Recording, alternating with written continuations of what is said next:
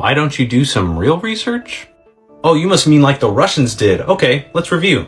5 days ago, Russia called an emergency UN meeting to reveal their damning evidence of bioweapons and their third justification for the invasion, right behind neo-Nazis and the threat of NATO advancement. This was their chance for vindication. So then why'd the UN dismiss it? Probably because they presented standard operating procedures for the emergency destruction of dangerous pathogens in unclassified facilities that anyone can find on the internet. But the Russians listed dangerous pathogens like anthrax and plague, among others. Why was that dismissed? Oh, that's right. They're zoonotic diseases that occur naturally. And when they do occur, you would need to store their samples in special secure facilities for collection, analysis, and eventual destruction. So then why are there so many biolabs? Probably because of all the outbreaks that occur in Ukraine. First on Russia's damning list was measles that just happened a couple years ago. And here's everyone's favorite, anthrax, 2 years ago. And again, less than 6 months ago.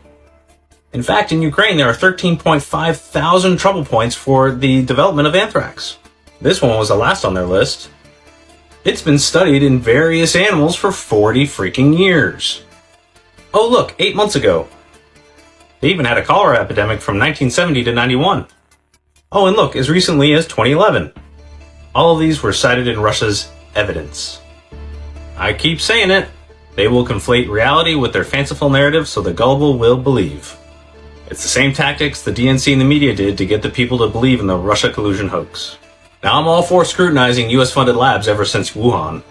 Gain of function is dangerous and stupid anyways.